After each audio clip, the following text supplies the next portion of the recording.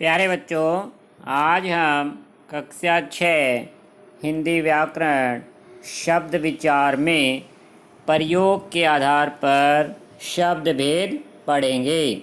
इससे पहले बच्चों हम 3 आधारों पर शब्द के भेद पढ़ चुके हैं।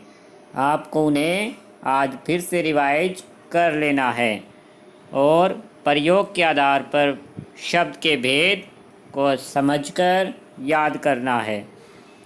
प्रयोग के आधार पर बच्चों शब्द के मुख्य रूप से 2 भेद होते हैं, विकारी, अविकारी। विकारी का मतलब होता है बच्चों जिनमें परिवर्तन हो जाए, और अविकारी का मतलब होता है जिनमें परिवर्तन ना हो, क्योंकि विकार शब्द का अर्थ है परिवर्तन और अविकार शब्द का मतलब है परिवर्तन न होना। अब इनके भी आगे 4 भेद हैं। जैसे विकारी शब्द के 4 भेद हैं, संज्ञा, सर्वनाम, विशेषण, क्रिया।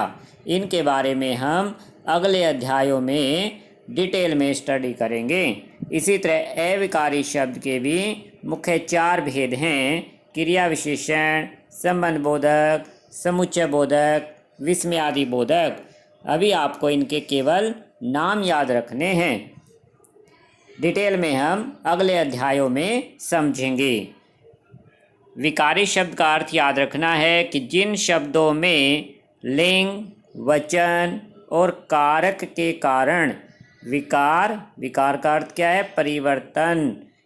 परिवर्तन होता है, वे विकारी शब्द कहलाते हैं।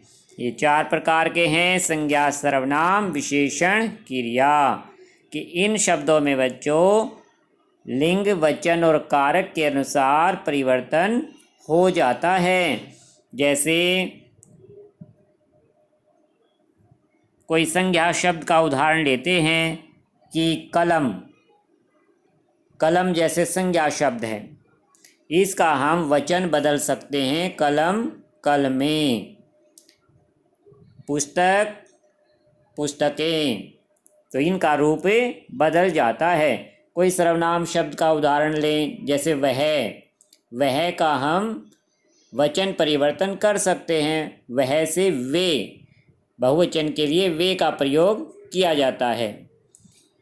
तो इन शब्दों में बच्चों परिवर्तन हो जाता है, किस आधार पर?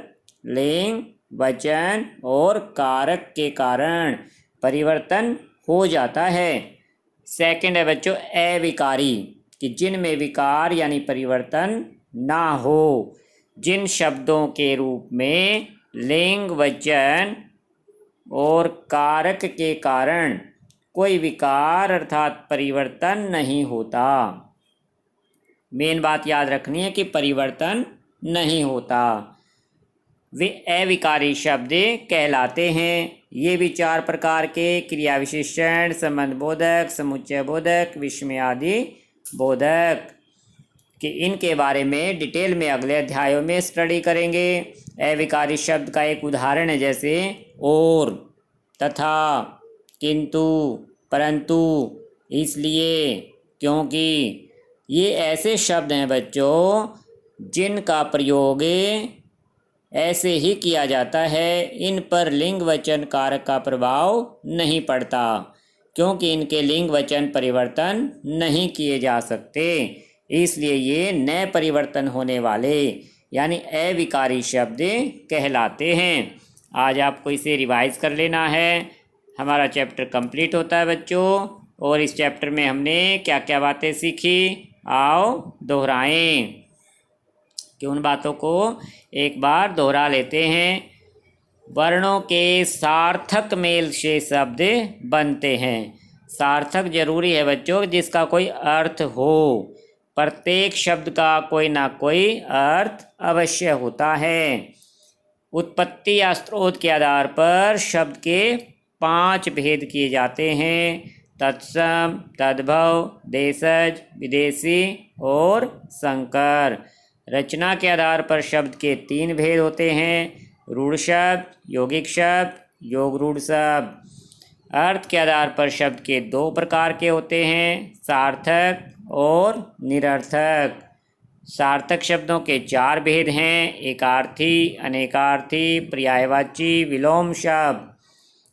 प्रयोग के आधार पर शब्द के 2 भेद होते हैं: विकारी शब्द और अविकारी शब्द। इनके बारे में हमने आज ही पढ़ा है। और पिछला आपको कंप्लीट चैप्टर आज रिवाइज कर लेना है ताकि नेक्स्ट टाइम हम इसके अभ्यास को अच्छे से समझ सकें। अच्छा बच्चों, धन्यवाद।